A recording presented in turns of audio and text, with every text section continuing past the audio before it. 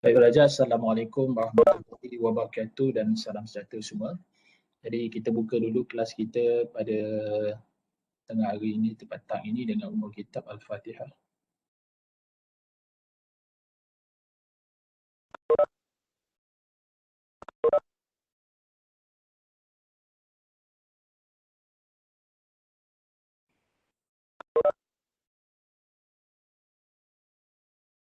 Baik ya pelajar, so kita sudah masuk ke bab yang ketiga, iaitu kita sudah membincangkan berkaitan dengan model of counselling in the organisation, apakah model-model counselling yang kita gunakan dalam organisasi.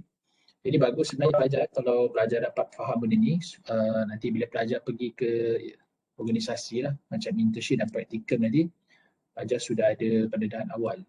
Apa sebenarnya yang organisasi nak ataupun industri nak untuk kita sebagai as a counselor. Jadi kita as a counselor ni memang sering cikgu ingatkan sebenarnya kita adalah membawa perkhidmatan. Iaitu perkhidmatan yang mana kita sendirilah yang mempunyai, kita lah sebagai produk. Maknanya kita bila datang sana kita memang kena banyak. Kita memang kena banyak modul untuk kita bantu organisasi tu dari segi psikosexual, psikosexual pekerja. Ada juga setengah tempat yang menggunakan psikospiritual. Jadi memang kita lihat bahawa kaunselor bila dia berada di organisasi, mereka ni dijadikan sumber rujukan. Sumber rujukan terutama sekali kepada pekerja dan juga manager. Jadi kita sebenarnya jadi orang tengah. Jadi bila kita orang tengah ni, kita juga dipanggil sebagai agent, macam change agent lah, agent perubahan. Jadi kita perlukan banyak maklumat yang kita perlu tahu dan kita kena tahu bagaimana nak mengendalikan program-program bengkel-bengkel yang boleh memberi maklumat, pencegahan dan perkembangan pekerja dan juga sekaligus membantu organisasi itu mencapai matlamat ataupun KPI dia. Itu sebab kalau kita tengok setiap organisasi ni kadang-kadang dia setiap tahun tu dia ada dia punya dikatakan sebagai KPI lah yang dia nak capai. Key Performance Index dia. Apa yang dia nak capai tahun tu. Contoh kalau di universiti kita nak capai setara kan. Contoh kita dah capai 155, kedudukan 155. Jadi kita akan lebih lagi nak capai lepas ni kita nak 196 ke atau nak dapat 5 bintang ke. Jadi itu yang telah digariskan oleh organisasi. Jadi bila kita berada dalam organisasi, yang pertama sekali dalam kita punya perancangan tahunan, kita kena faham apa organisasi, kehendak organisasi. Jadi bila kita faham kerangka yang lebih besar, macam visi organisasi tu kan, contoh organisasi telah menetapkan KPI kita pada tahun ini kita nak menjadi syarikat yang lebih yang berdaya saing, kita nak tingkatkan jualan kita dan pesaing kita macam ni. Dia letakkan benda-benda visi-visi tu yang lebih spesifik lah atau yang lebih smart kita tengok spesifik, measurable yang kita rasa kita boleh capai. Jadi peringkat kita bila dah ada letakkan satu visi syarikat tu, dia akan turunkan ke peringkat manager. So manager ni pun ada banyak bahagian kan. Kalau ada setengah bahagian, ada manager bahagian ni, ada jambatan ni. Jadi mereka pun akan bagi tahu ini hasrat organisasi apa yang nak capai. So sampai dekat kita lebih menekankan kepada pembangunan bakat tu, pembangunan bakat pekerja.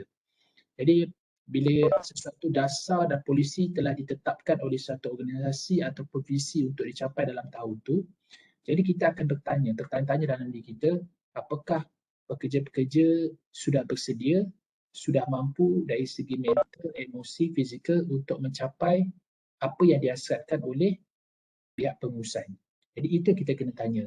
Jadi bila kita dah kena tanya benda tu, baru kita akan lihat apa yang kita boleh lakukan. Jadi perkhidmatan kita dalam organisasi boleh berlaku dalam beberapa bentuk. Yang kita dah bincangkan hari tu, dia ada berlaku dalam 4 bentuk lah. Yang pertama sekali yang dipanggil sebagai internally. Internally ni maksudnya dari dalaman. So dalaman ni boleh jadi in-house counselor. Kita memang tugas kita sebagai counselor untuk membantu pekerja. Jadi yang kedua juga adalah managerial base. Maksudnya kita bertindak sebagai pengurus penyelia. Pada masa sama juga kita pengurus sumber manusia dan hal ehwal pekerja. Dan yang ketiga di dalam internally juga iaitu model yang berasaskan dalaman iaitu internal. juga dipanggil sebagai welfare based. Yang ni maksudnya kita menjaga kebajikan. Kita fokus kepada kebajikan. Jadi yang kedua adalah external based model, yang ni kita gunakan outsource. Outsource ni maksudnya kita organisasi tu tidak ada kaunselor yang dibayar secara dipanggil annual lah, sebagai monthly ke dia tak bayar salary, tapi dia cuma bayar mengikut komitmen. So dia datang mengikut perkhidmatan lah. So dia ambil kaunselor tu daripada luar, dia ambil sebagai kaunselor panel. Jadi yang ini sebenarnya bagus setengah organisasi yang belum establish, baru nak bina, dia boleh gunakan kaunselor daripada outsource ni. Satu yang baiknya adalah dia boleh menjimatkan kos pengurusan lah. Dia boleh menjimatkan kos-kos pengurusan. Dia just hanya bayar khusus-khusus kos-kos yang berkaitan dengan konsultan saja. Dan kelebihan juga pada kaunselor. Kaunselor sebenarnya tidak terikat dengan organisasi dan kita juga boleh buat kerja lain, seperti konsep panel. Contoh nanti kamu bekerja sebagai katakan kamu di kaunselor di sekolah. Disebabkan kepakaran kamu ada KPPA dan telah berkhidmat 5 tahun, kamu juga boleh jadi kaunselor panel kepada Petronas, Samdebi, boleh bekerja boleh menjadi kaunselor panel di LPPKN dan di JKM. Nah, ini yang kita panggil sebagai externally. Dan kita juga boleh membuat program-program seperti bengkel, persijilan kepada syarikat-syarikat tertentu untuk memantapkan pengurusan sumber manusia dia dan peningkatan bakat, potensi yang bakat yang ada pada pekerja itu. Jadi kita memberi ruang kepada itu. Dan yang ketiga, kita ada AP provider. Yang ini kita menyediakan program membantu pekerja. Ini kita akan bincang hari ini dengan lebih mendalam hari ini. Dan yang keempat, integratif model. Apa yang dimaksudkan dengan integratif model? Yang kita faham adalah model yang diintegrasikan.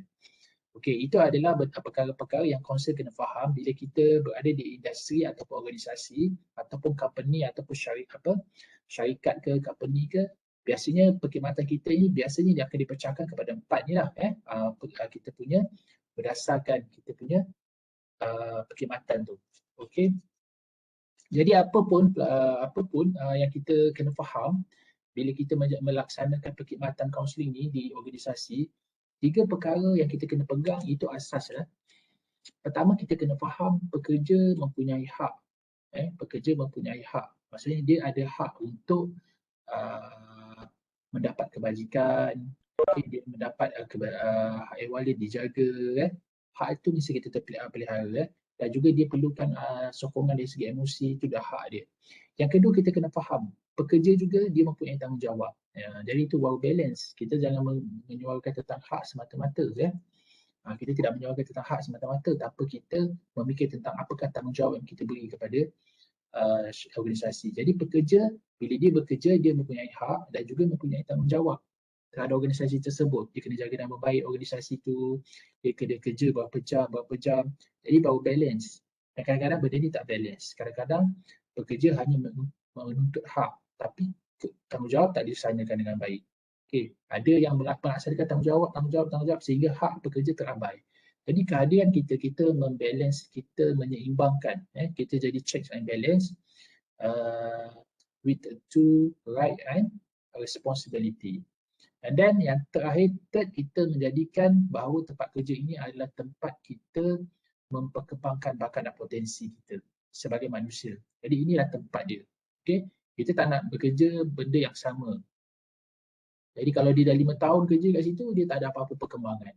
Itu je lah, tak ada peningkatan dari segi pengetahuan ke, dari segi sikap ke, dari segi kompetensi ke, macam tu saja. Jadi kita jadikan tempat kerja ni untuk kita mengembangkan kita punya potensi dan bakat. Potensi dan bakat. Dan ini adalah medium dia. Jadi bila kaunselor faham asas ni kaunselor kena faham, dan bila kita berkhidmat dalam asas-asas prinsip yang 3 tadi itulah. Jadi barulah nanti dia akan timbul pula prinsip-prinsip yang lain. Dia macam bercambah pula prinsip-prinsip yang lain. Yang ini akan membantu kita sebenarnya memberi satu arah panduan dan garis panduan kepada kita as a counselor. Kat mana kita nak bawa kita punya jabatan, sekaligus jabatan kita ni ataupun kita punya unit ini membantu dalam mempertingkatkan produktiviti syarikat dan meningkatkan kepuasan pekerja itu. Baik. So kita tengok hari ni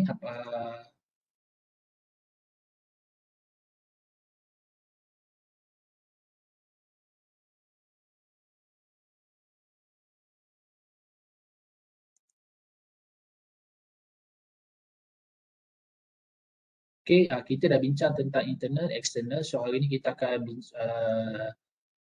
pergi berkaitan dengan EAP atau PMP. PMP itu bahasa Melayu bahasa kita iaitu program membantu pekerja. Kalau EAP ni, dia panggil sebagai Employee Assistance Program. Kita lihat EAP ni sebenarnya salah satulah banyak syarikat juga yang ada menubuhkan EAP ni, dia syarikat terutama syarikat-syarikat yang pekerja dia ramai. Yang biasanya kalau pekerja dia macam lebih daripada 200 tu, maknanya EAP ni sangat membantu kalau kita tubuh di syarikat berkenaan. Jadi kalau kita sebagai kaunselor, kalau kita pergi satu syarikat dan kita dapati bahawa syarikat tu mempunyai ramai bilangan pekerja dia. Okey, kalau 10 ke 9 ke tak perlulah buat EAP ni, tapi kita dah lebih 200. So lebih 200 ataupun lebih 100, kita rasa dan banyak pula unit. Unit banyak.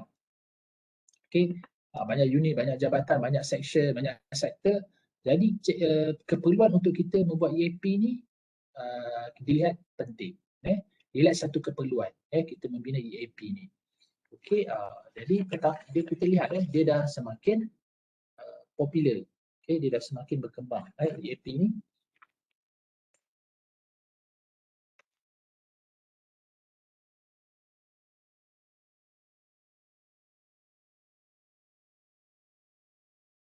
Jadi dia dah semakin popular dan dia sebenarnya telah satu kajian sebenarnya telah dijalankan secara sistematik oleh beberapa orang iaitu ahli yang berkenaan EAP. Semula-mula dia hanya fokus kepada pressure alone maksudnya berkaitan dengan tekanan pekerja. Mula-mula penubuhan EAP ni adalah dia mendapati bahawa pekerja-pekerja banyak menghadapi tekanan. Biasalah bila tekanan ni dia berlaku apabila dia tidak dapat menanggung lagi bebanan tu dengan diri dia tak dapat tanggung lagi bebanan dia, jadi berlakulah tekanan pekerja. So bila berlaku tekanan ni banyak implikasi kepada syarikat sebenarnya. Salah satunya implikasi kepada syarikat adalah banyak MC, lepas tu productivity menurun kan. Lepas tu ada juga berlaku kecederaan, kemalangan, contoh kebakaran, kelalaian manusia kan.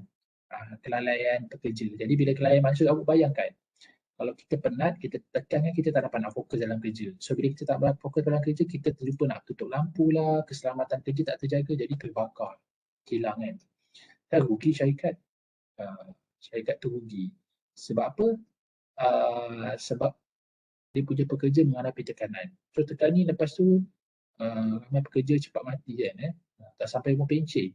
20-30 dah meninggal. Lepas tu kalau syarikat yang buat sokso, yang buat insurans, rugilah rugi. Insurans semua dah habis kat situ je Jadi yang pertama EAP ni mula-mula ditubuhkan untuk mengendalikan kes-kes yang berkaitan dengan tekanan kerja Tapi bila kita tengok EAP pula ditubuhkan dia buat juga aspek-aspek psikologi dan penilaian psikologi. So EAP has a global impact on organizational change maksudnya bila persekitaran global juga berubah, jadi kita lihat bahawa EAP ni juga perlu berubah untuk membantu pekerja. Bantu pekerja. Sebab ada setengah-setengah syarikat, ada setengah organisasi yang besar, jadi dia juga ada pekerja-pekerja yang datang daripada luar negara yang kita tengok dari pelbagai budaya. Pelbagai budaya. Jadi perhubungan antara pekerja itu kadang-kadang boleh terjejas akibat ketidakfahaman kepelbagaian budaya tu. Jadi itu sebab ada global impact tu penting juga kita lihat untuk EAP ni perlu dirangka untuk melihat global impact tu dan perubahan organisasi tu.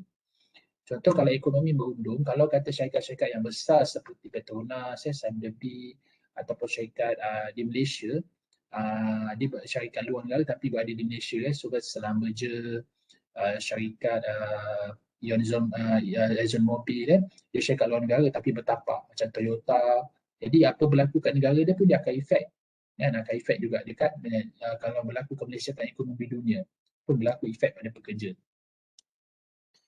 Dan kita boleh tengok bahawa EAP ni boleh dilaksanakan, okey, diaplikasikan, boleh menggunakan dua kaedah lah, sama ada outsource, kita panggil kaunselor daripada luar untuk set up EAP, ataupun boleh berlaku secara in organisation. Okey, kita nak tengok apa yang dikatakan in-house. Macam mana EAP tu, iaitu program membantu pekerja. Kalau pelajar-pelajar nak mudah faham, EAP ni apa, pernah dibentangkan oleh yang pertama iaitu AKRAP. AKRAP ni adalah satu yang dikatakan salah satu contoh program EAP, iaitu Employee Assistance Program, program membantu pekerja. AKRAP tu itu salah satulah program dia. Okey. Okey, ini yang dilakukan dalam bentuk model yang dilakukan dalam bentuk in-house. In-house maksudnya kita lihat kat sini EAP ni dikendalikan oleh kaunselor dan klien dan dalam satu organisasi. Okey, dan satu organisasi yang besar. Maknanya yang berlaku pada AKRAP. Okey, kita tengok AKRAP. AKRAP ni di JPA. JPA ni Jabatan Perkhidmatan Awam, dia punya ibu pejabat di Suruhanjaya Perkhidmatan Awam dikatakan di Putrajaya. So kaunselor di Putrajaya dia set up EAP tu di di kementerian tu lah, di JPA tu. Jadi ini kita panggil in-house, in-house. Lagi satu kata kalau ada di Kementerian Sumber Manusia di bawah Jabatan Tenaga Kerja, dia ada kaunselor dia. Jadi kaunselor pun buat EAP. Lepas tu ada lagi satu Kementerian Keuangan. Contoh Kementerian Keuangan di bawah dia banyak banyak department-department yang bernaung di bawah kementerian dia. So kaunselor daripada Kementerian Keuangan Malaysia bina satu EAP ataupun macam AKRAP juga dalam satu organisasi dia, dan dia membantu dari segi pembangunan psikologikal, education and psychological. Dia memberi perkhidmatan dari segi psychological dan education, training ke, latihan. Jadi dia grooming lah, dia ambil pekerja-pekerja. Jadi kita akan bincang nanti dalam EAP dengan lebih mendalam. Okay. Ini kalau outsource. Outsource ni macam ni, klien kat luar, kaunselor dan EAP. Contoh yang pelajar, kita kaunselor, kita kaunselor daripada luar, kita kaunselor daripada luar, kita train satu unit AKRAP, kita AKRAP ataupun EAP dalam satu buah organisasi yang berminat tu, kita train dia apakah program yang kita nak buat. Kita mungkin bagi dalam masa tak lama lah, kita bagi masa dalam 1 minggu train kat dia. Jadi unit ini akan dia operasi di organisasi tersebut dan dia membantu pekerja-pekerja yang lain. Ada macam satu unit khas tapi tak ada kaunselor. Jadi kaunselor boleh datang. Kaunselor di sini kita juga boleh panggil konsultan. So konsultan boleh dan kaunselor. Jadi dia buat training kepada unit ini. Katakan unit tu ada 5 orang saja. So 5 orang saja, jadi kaunselor ajar macam mana nak tubuhkan unit ni. Kita bagi dia bahan-bahan, konsultan tu train dia. So nanti bila 5 orang ni yang dalam satu unit, katakan unit kelab AKRAP lah kat situ, so dia balik dalam organisasi dia, dia cuba set up EAP tu dalam organisasi dia dan dia membantu pekerja-pekerja yang ada masalah yang dia wujud. Jadi dia tahu apakah dia punya carta alih. Carta alih dalam EAP ni.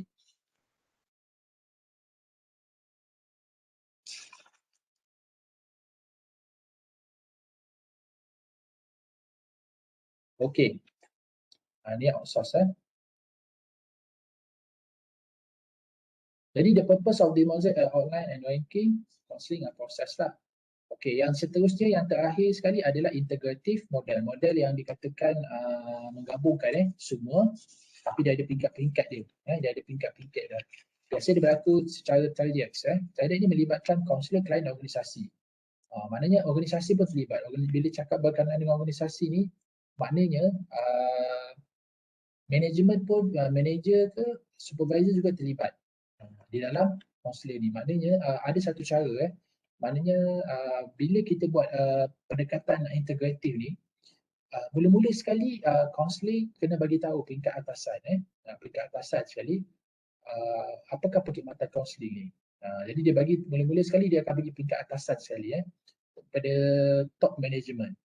Lepas dia pergi top management, lepas tu dia pergi dekat subordinate, maksudnya kepada pekerja-pekerja. Dia beritahu apa dia, baru dia rancang. Di sekolah pun boleh berlaku integratif model ni. Okey, kalau kita pergi sekolah, cikgu lihat kita juga boleh mengaplikasikan model integratif ni. Contoh pertama sekali kita bagi tahu management apa sebenarnya tugas dan peranan kaunselor, unit bimbingan dan kaunseling di sekolah.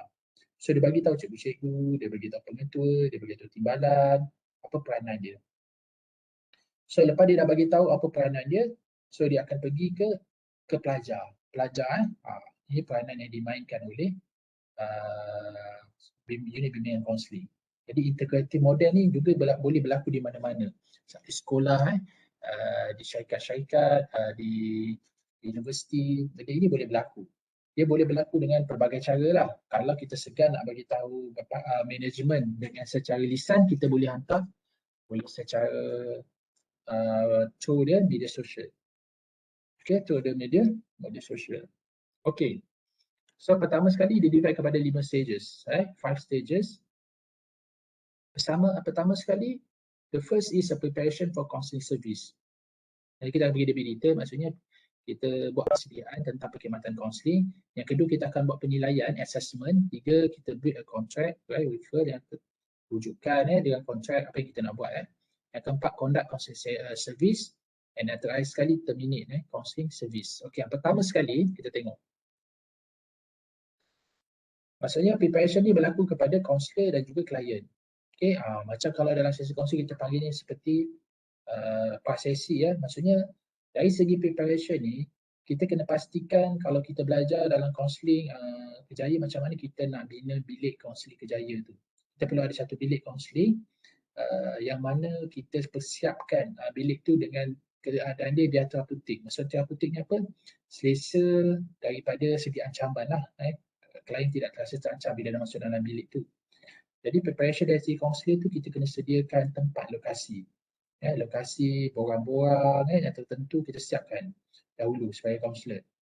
Okay, dan yang kedua prepare by klien, maksudnya klien pun kena prepare dari segi kehadiran. Dia kena hadir dan dia kena cuba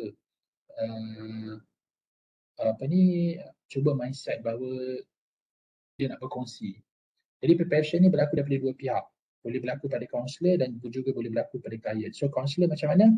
Dia sediakan tempat, lokasi, semua tu lah. Macam mana penyebaran maklumat tu. Kaunselor jadi borang-borang semua. Kalau ada soal selidik ke inventory pun memang dia dah siap dah satu bilik dia. So bilik kaunselor tu dia memang ada inventory, ada borang-borang semua. Dan ada bilik yang khas untuk membuat sesi. Lepas tu kita buat assessment kepada kita punya pekerja lah ataupun klien. Okay, pertama kita understand the klien ni. Okay, kita nak faham klien ni ada banyak benda yang kita boleh lakukan. Pertama sekali kita memang ada borang rekod, rekod pekerja, dia ada file. Satu staf pekerja ni kan sebelum dia masuk kerja kan dia ada isi interview kan ataupun ada borang-borang tu. Jadi kita boleh minta kepada management atau semua untuk kita baca dulu supaya kita dapat gambaran.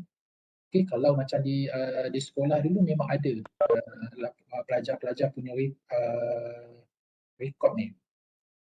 Okay, rekod-rekod pelajar ni ada. Jadi kalau kita nak tahu lebih lanjut kita akan baca. Kita nak tahu mak bapak dia kerja apa semua. Jadi kita boleh baca report-report dan laporan tu. Okay, untuk persediaan kita. Lepas tu assessment method kita buat cara penilaian kita nak buat macam mana penilaian yang kita boleh buat. Okay, biasanya kaunselor cara penilaian dia kita boleh gunakan inventory.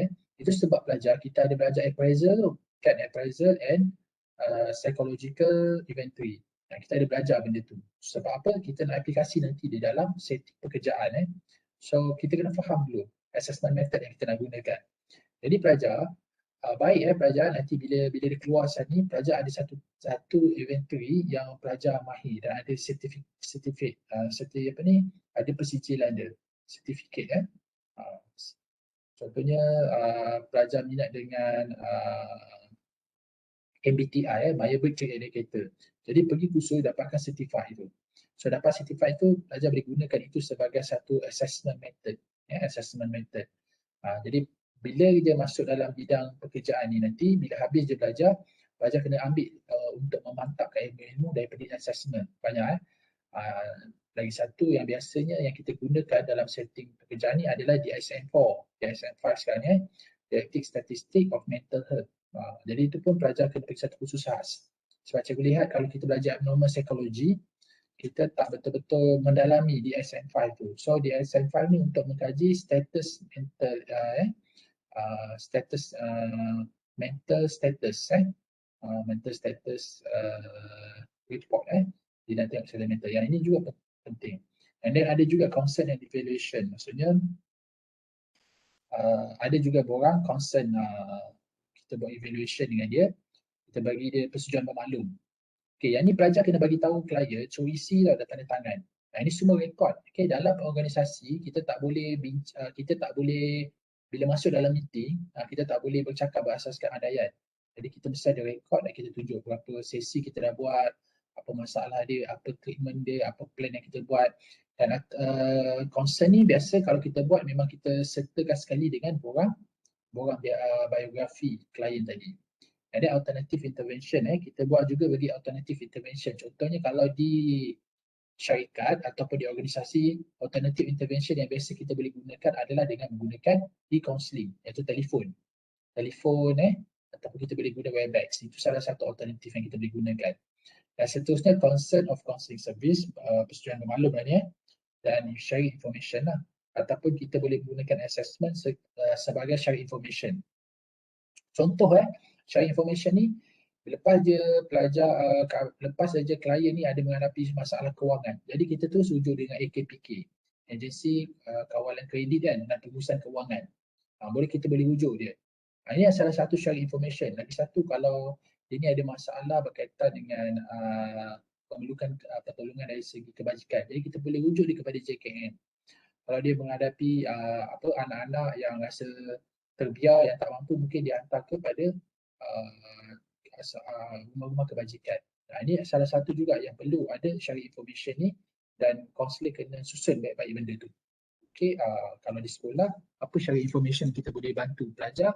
Kalau di sekolah, kita boleh bantu student dari segi kita dapatkan syarikat-syarikat beasiswa, syarikat-syarikat ataupun company-company yang menaja penajaan beasiswa, ataupun apakah institusi-institusi yayasan-yayasan yang boleh memberi scholarship. Itu salah satu contoh assessment. Okay, ketiga, build a contract. Maksudnya kita bina kontrak, maksudnya kita dah bagi dia, kita setuju tak nak buat berapa kali kita nak buat ni. Dan ada baik juga kalau kita lihat kita ni pendekatan apa kita guna.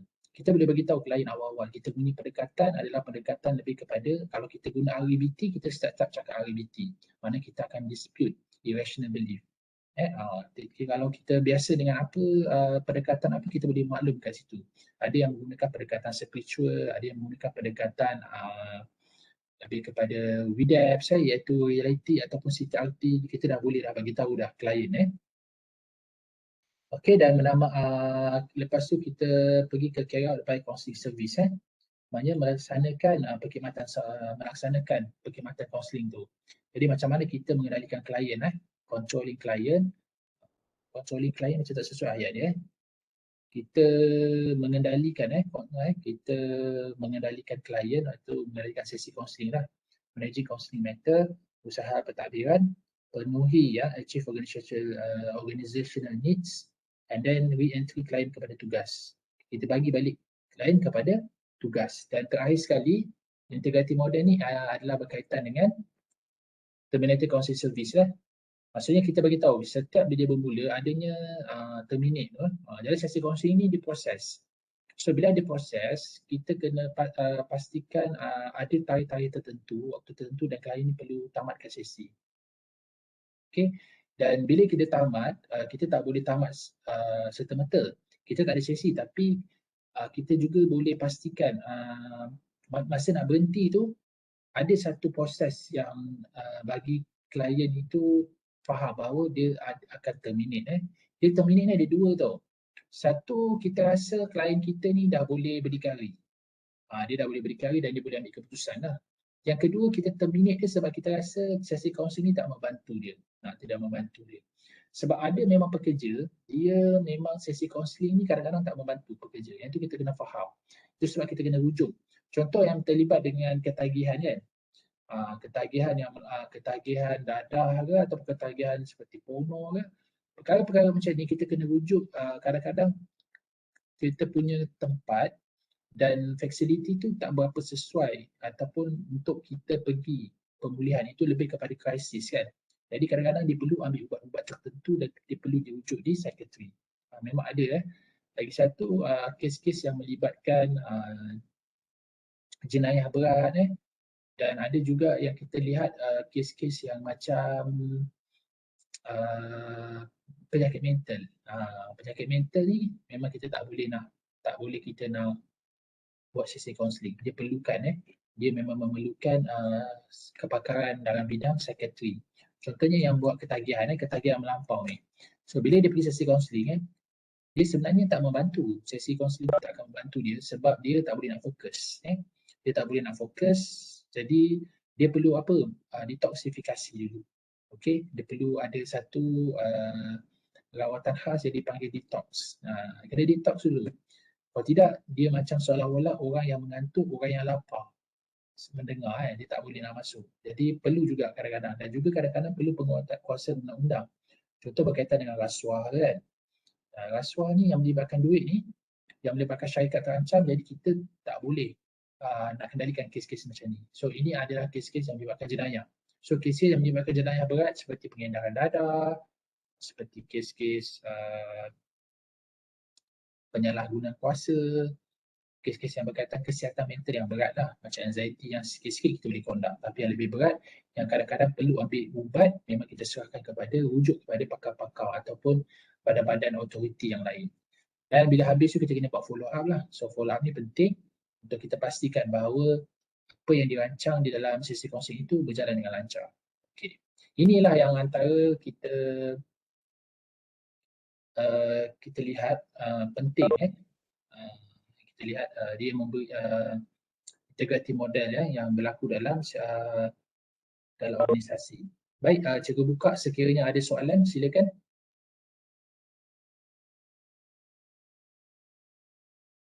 Silakan kalau ada soalan.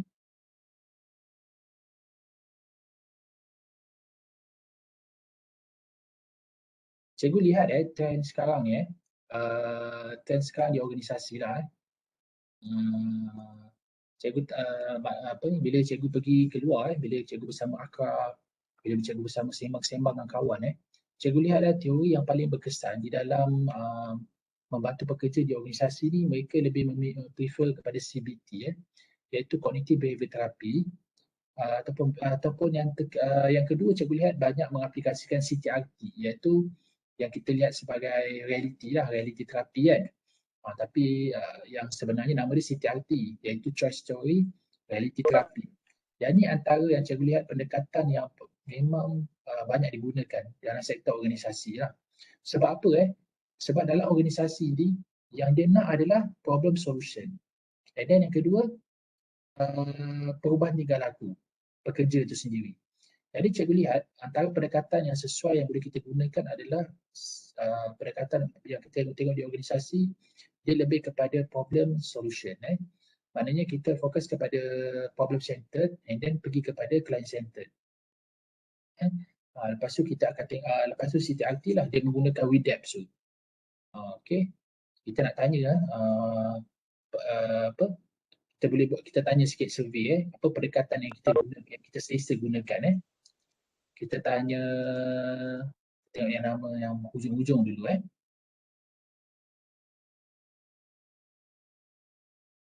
Zulaiha Zulaiha di talian. Ada cikgu. Okey Zulaiha, awak biasanya selesa dengan teori apa bila awak melaksanakan sesi kaunseling? Saya prefer Gestalt. Gestalt kenapa awak pilih Gestalt? Sebab saya tengok saya ni lebih kepada perasaan klien kalau buat sesi. Maksudnya awak gunakan Gestalt lah dalam sesi. Maksudnya awak fokus kepada emosi Ya. Lepas tu apa teknik awak gunakan dalam Gestalt tu?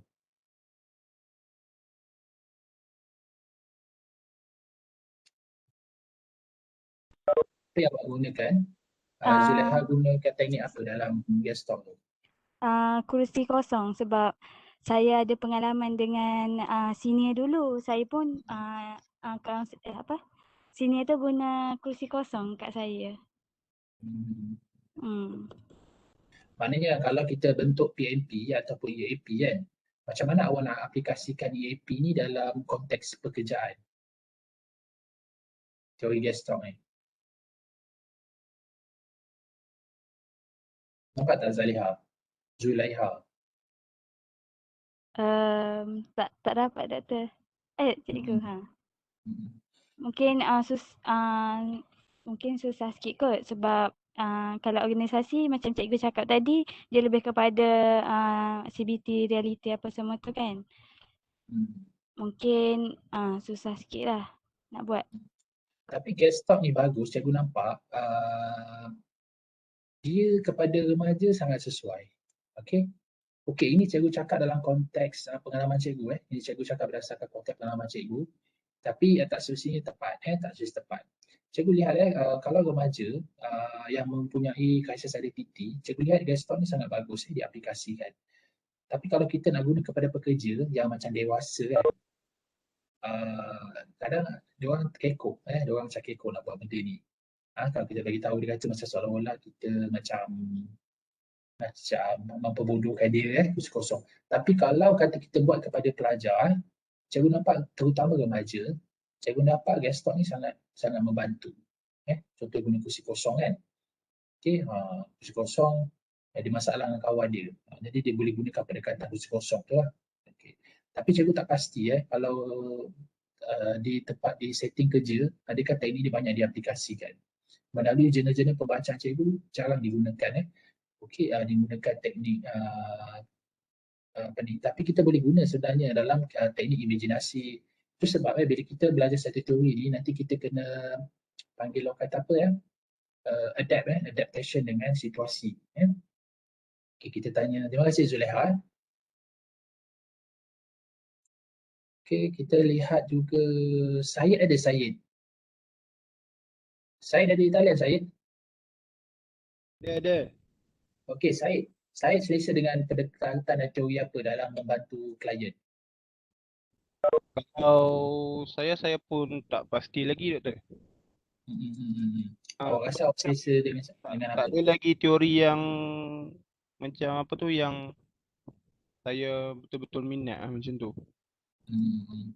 Ya, jika kamu membantu klien biasa bila buat sesi awak biasa guna apa? Syed. Saya lebih macam person kot sebab macam saya just tak guna teknik sangat.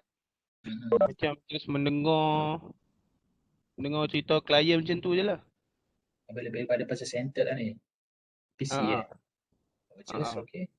Kalau kamu rasa kamu berada di lapangan kerja nanti, bagaimana awak nak bantu pekerja tu kalau menggunakan teknik pembusuan instan ni? Kalau nak membantu mungkin dengan berusaha untuk lebih empati lah dengan klien. Okey. Okey, thank you. Kita dengar pula daripada Saidatu Saadah. Lama tak dengar ni. Saidatu Saadah di talian?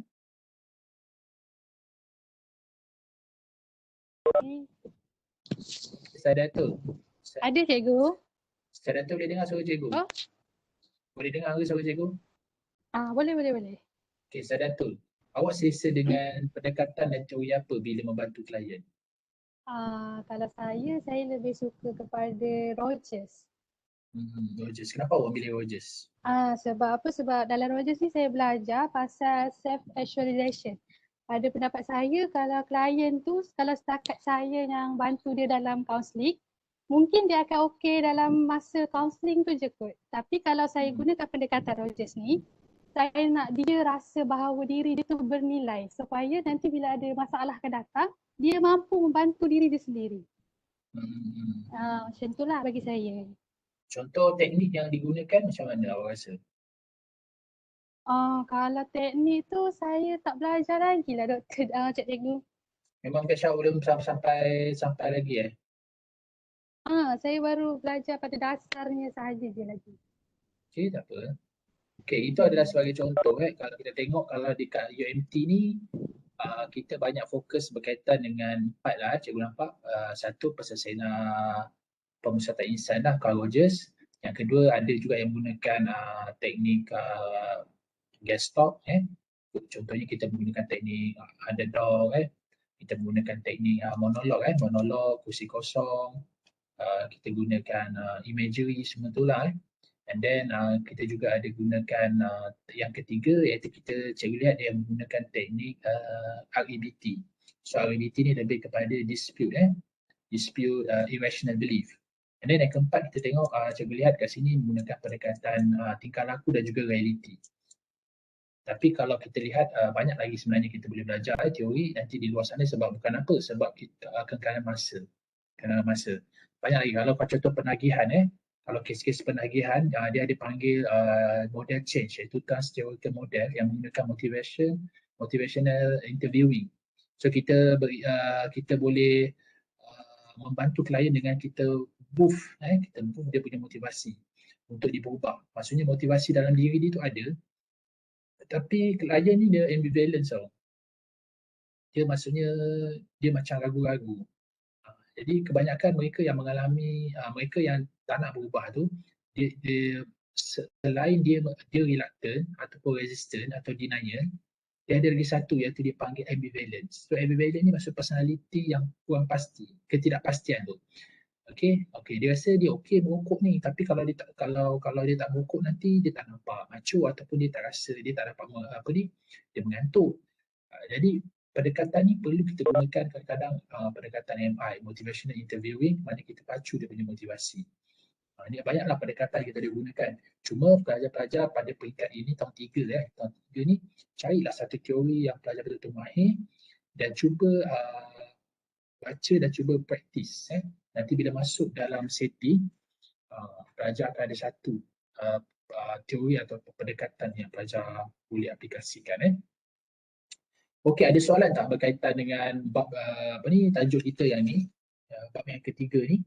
So kita rasa kalau tak ada ini ada bab yang terakhir lah, ada tak yang tak jelas?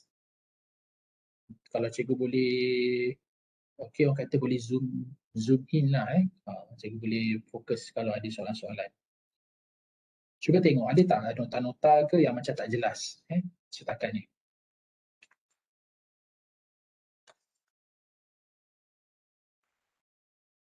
Okey, cikgu rasa cuma jelas lah. Kalau tak ada nanti boleh maklumkan Okey, so kita masuk tajuk yang kedua hari ni sikit je sebelum kita sambung besok dan kita akan dengar sikit kumpulan 4 tak salah cikgu, kumpulan 4 akan bentangkan berkaitan dengan perkeliling surat perkeliling ke-19 berkaitan dengan perkeliling nanti So kita tengok kita share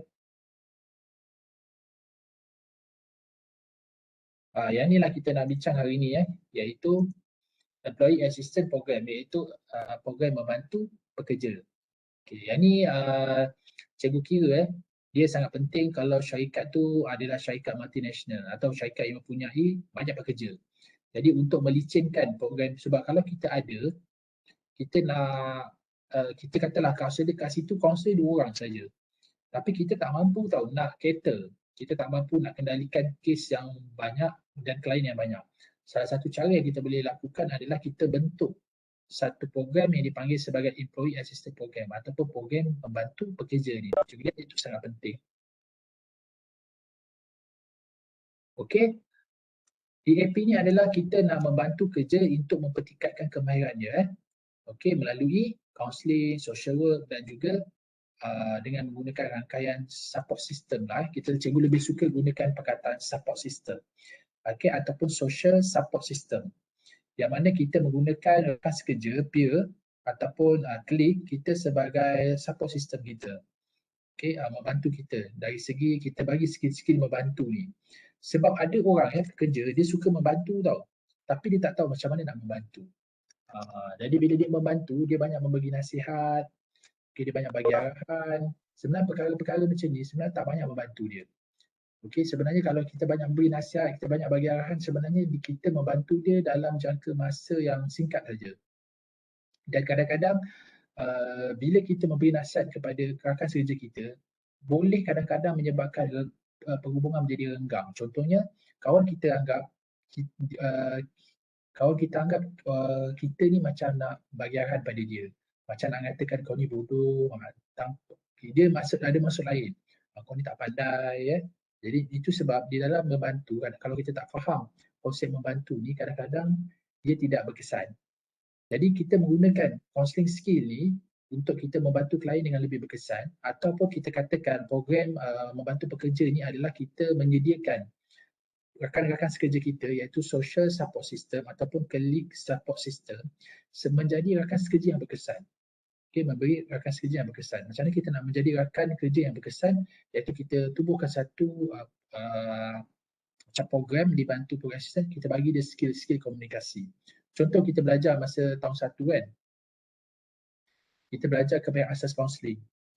Macam mana nak mendengar, macam mana nak memberi respon, macam mana apakah kemahiran verbal kita. Kita belajar solar, kita belajar 3V, 1B, vocal, tracking, visual.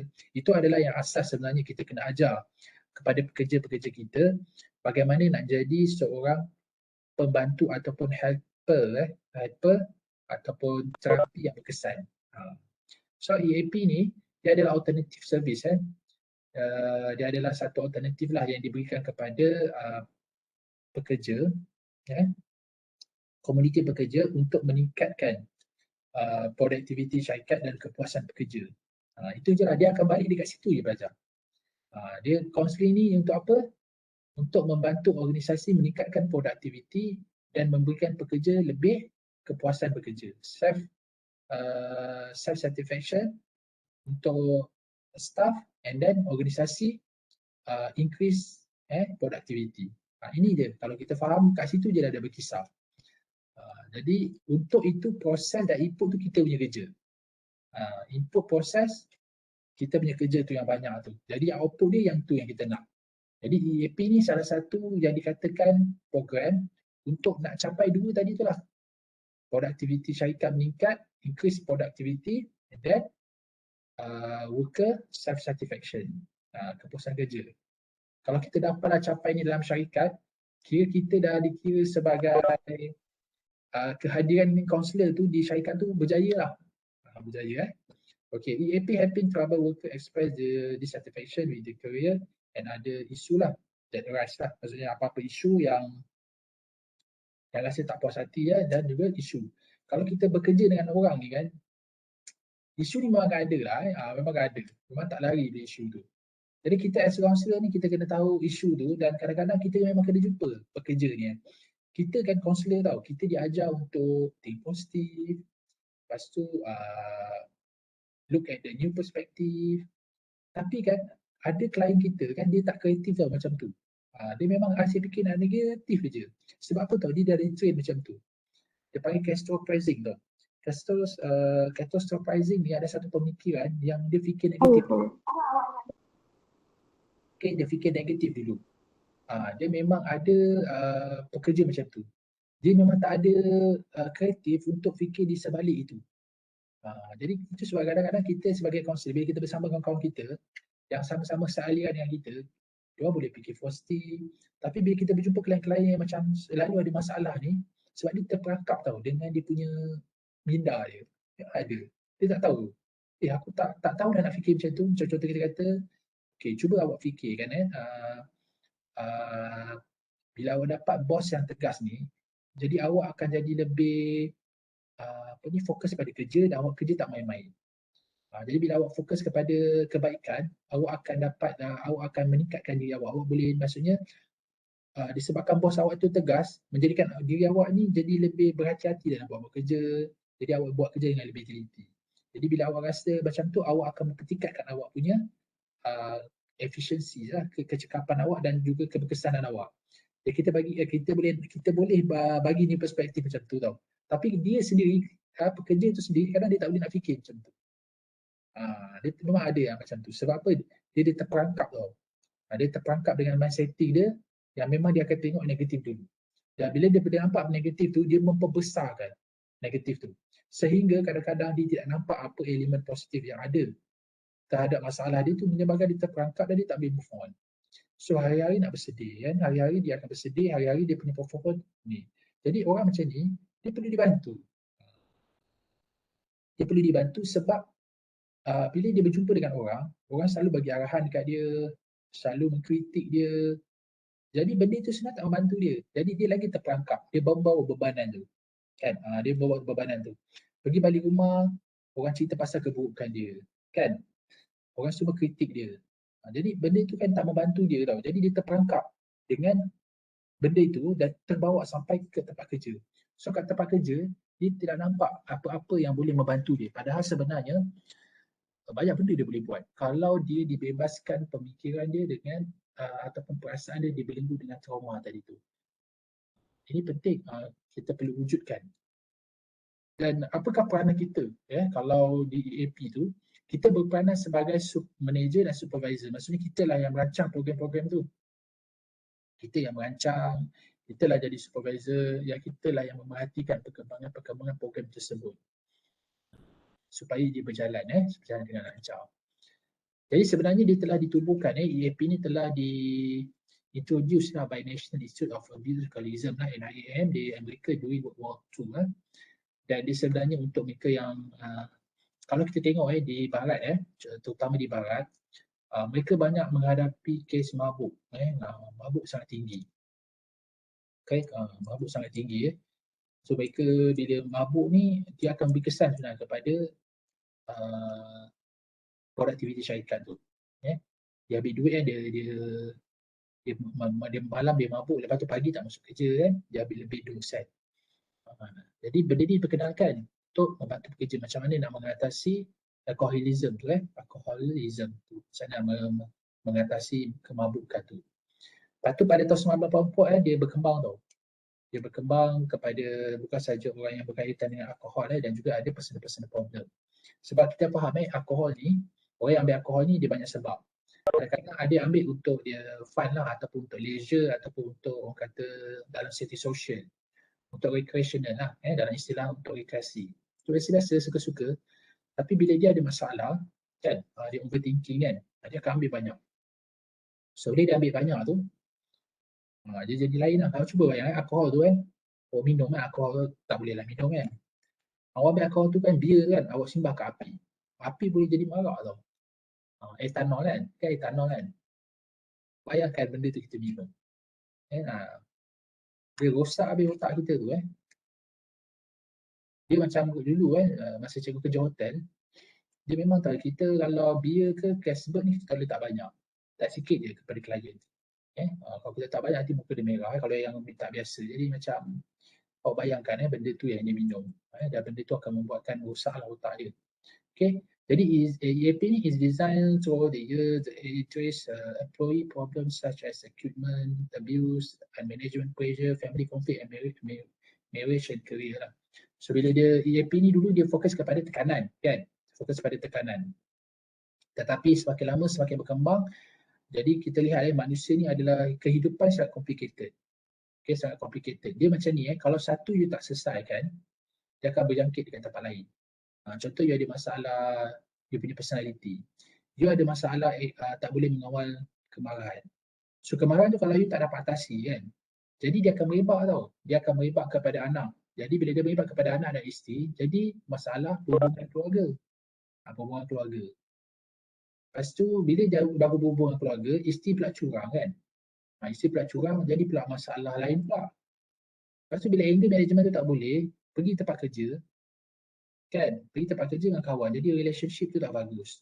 Jadi kita as a counselor, bila kita nak bantu klien, kita kena tahu apa punca dia.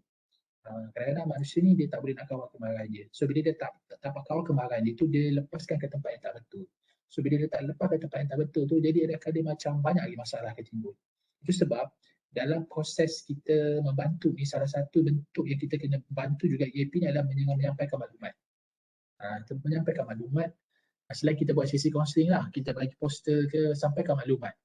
Sebab kalau kita dapat kenal pasti daripada awal, jadi masalah tu tak merebak. Dia bermula dengan apa tau? Dengan isunya, dia tak boleh kawal kemarahan dia.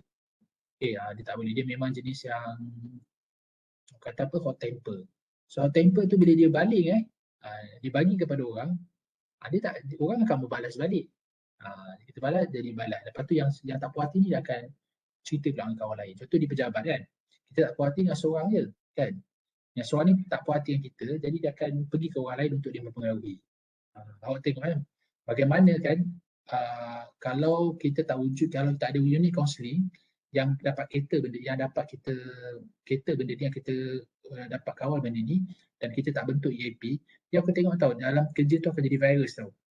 Dia macam virus yang berkembang. Macam COVID lah. Dia boleh dengan mulut lah.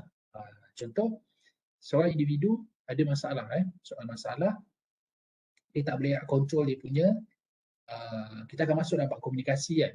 Mulut macam longkang, mulut dia macam longkang. So bila nak macam longkang, dia longkangkan orang lain, pekerja lain. So pekerja lain ni tak puas hati, tapi tak tahu macam mana nak melongkang balik tu, dia tak pandai. So dia akan pergi ke kawan yang lain, dia akan membawa cerita yang pasti memburuk-burukkan. So benda ni akan menyebabkan perhubungan antara kerja tu tak bagus. Lepas tu 2 ni, dia akan sebar lagi kepada 4. 4 ni akan sebar kepada 8. Lepas tu semua orang benci kepada orang yang mulut longkang ni kan. Padahal dia tak berniat macam tu. Jadi orang semua pandang tak baik kat dia. So bila dia menerima ancaman tu, dia cuba pertahankan diri dia. Tapi dia tak tahu macam nak pertahankan diri. Dia menggunakan kaedah yang agak tidak sesuai. Dia marah balik ke, dia tulis dalam WhatsApp status ke, dia hantar dalam email ke, macam-macam dia hantar. Jadi benda ni memburukkan lagi keadaan tu. Awak bayangkan dengan situasi yang begitu, macam mana dia nak bekerja, dan awak pastikan macam mana organisasi tu. Dia penuh dengan toksik tu. Kerja-pekerja dia semua deki, marah, tak puas hati, semua wujud dalam tu. Dan akhirnya awak lihat bagaimana jadi pekerja nak lari daripada masalah, tak dapat tertahan. Salah satunya kalau di barat, di negara kita pun ada juga, ambil alkohol, ambil dadah. Jadi benda tu akan jadi lebih berat. Sebab dia tak ada tempat tau. Dia tak ada tempat kat mana dia nak mengadu.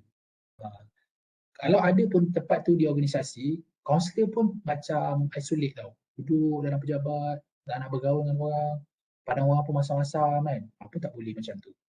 Jadi dia kena sebarkan apa yang dikatakan EAP supaya mereka yang ada masalah ni terpanggil untuk berjumpa dengan kita dan dia perbaiki kesilapan tu.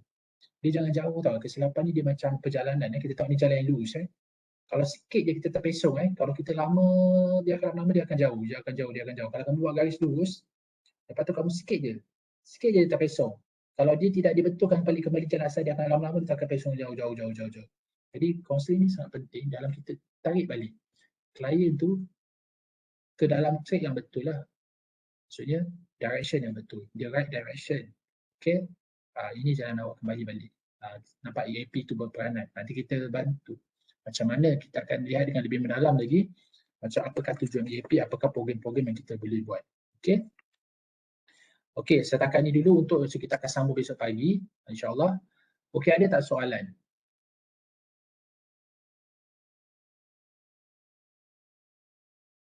Cikgu nak tanya soalan sebelum kita berhenti. Kita berkongsi pengalaman Azwani Azam ada di talian? Azwani Azam? Ada cikgu. Okey, Azwani ada pengalaman tak bekerja? Ada. Ada tak konflik dengan kawan sekerja? Tak adalah konflik, tapi masa sebelum masuk U ni ada kerja kilang kejap. Okay. Dia punya PIC tu macam dia suka bagi arahan yang tak jelas dan dia suka macam marah-marah, tapi dia tak buat apa benda yang dia cakap tu masa tu. Lepas tu kan bila awak dapat benda macam tu, apa awak lakukan? Sebab saya budak yang macam part time je, so saya macam ya je lah, saya macam malas nak ambil kisah. Tak nak ambil pot sangat lah. Katakan kalau awak tu kira lah kalau awak dah kerja lama kat situ, awak dapat pula person in charge yang suka marah-marah. Apa yang awak buat? Kalau saya berhenti kot, sebab saya berhenti hari tu pun sebab tu lah saya macam tak tahan kan. Saya macam cari tempat lain je lah kerja lah. Nampak Awak tengok kalau katakan Azwani ni pekerja yang bagus tau. Kalau sale tu memang you punya sale memang cantik kan. Tiba-tiba awak berhenti kan. Satu kerugian kepada syarikat. Nampak tak Azwani Jadi kalau kata ada kaunselor, jadi awak boleh adu kepada kaunselor. Jadi kaunselor jadi orang tengah. Jadi kaunselor ni dia pendamai. Kan? Dia akan panggil awak punya PIC tu tanya. Okey ni anak buah awak. Tapi kita dalam sesi kaunseling ni bukan kita nak cari salah dan silap. Kita nak memperbetulkan keadaan. Jadi ayat itu pun dah membantu kita untuk mendamai. Tapi kalau kita tak ada kaunselor, Azwani biasa akan lapor pada siapa kalau kes macam ni? Tak puas hati sangatlah. Lapor pada siapa? Dalam konteks formal ke tak? Kalau tak formal, Kalau tak formal, saya cerita dengan saya punya kawan sekerja. puas hati sikit hantam kan. Sebab kita orang kerja sama-sama, so kita orang sembang sama-sama lah. Tapi benda tu bolehlah puas, tapi dia agak macam tak membantu kan. Kalau secara formal, Azwani buat macam mana? Saya kalau ikut tu saya boleh cerita dekat saya punya supervisor kot. Lepas tu supervisor pun tegur lah PIC tu. Mungkin akan tegur lah kot. Tapi tak tahulah sebab PIC tu orang lama juga. Lepas tu SB tu orang lama, saya tak tahulah. Nanti kalau awak bagi tahu supervisor tu, nanti supervisor tu ada dua kemungkinan. Satu, dia marah PIC tu. Jadi PIC bergaduh dengan supervisor ataupun dia benci dengan awak. Yang kedua, awak bagi tahu supervisor salahkan awak. Dia kata awak yang tak bekerja betul. Dua kemungkinan tu boleh berlaku kan.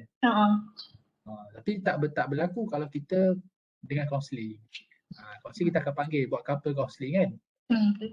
Jadi dia akan membantu menjernihkan keadaan. Okey. Ini salah satu isu lah Azwani yang kita nampak, isu yang Azwani bawa tu yang nampak benda ni macam remeh tau. Tapi kalau tak diselesaikan, contoh Azwani dah lama kerja.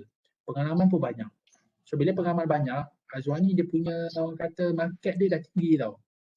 Sebab apa, dia dah ada pengalaman. Jadi pekerja, jadi syarikat-syarikat lain dia suka ambil mereka yang ada pengalaman. Tak payah nak train. Jadi Azwani dah kerja lama, lepas tu pindah ke syarikat yang sebelah lah. Lepas tu syarikat sebelah tu pula sama kilang yang sama. Jadi kan rugi kan, kita nampak tak rugi syarikat tu. Jadi kalau kita tak coping betul-betul, kita tak deal masalah tu dengan betul-betul, jadi sebenarnya merugikan syarikat tu. Okey, itu sebagai satu contoh lah. Okey, nanti kita tanya lagi, ramai lagi yang kita boleh tanya kat sini. Kita boleh berkongsi supaya kita nampak bahawa bagaimana EAP tu dijalankan dan apa kepentingan dia kepada sesuatu organisasi tu. Baik, kalau tak ada apa-apa, ada soalan tak sebelum cikgu berhenti? Okey. So kalau tidak ada berkenaan dengan assignment, cikgu dah bincang dengan Aiman, yang benda-benda yang SOP ke interview tu tak perlu sebenarnya buat. Tapi kalau kamu nak buat interview, dia sangat bagus kalau dia akan lagi menambahkan nilai dalam mutu kamu punya penghasilan assignment tu. Tapi ia tidak menjadi satu kewajipan. Tapi kalau ada, itu satu elemen tambah untuk memantapkan awak punya assignment tu. Okey pelajar, kalau tak ada apa-apa, cikgu rasa kita berhenti dulu setakat ni. Kita tundakan dulu kita punya perjumpaan, insyaAllah besok pukul 4 bersedia untuk pembentangan. Okey, kalau tak ada apa-apa kita tunda dulu kelas kita dengan tasbih kifayah dan suratul As.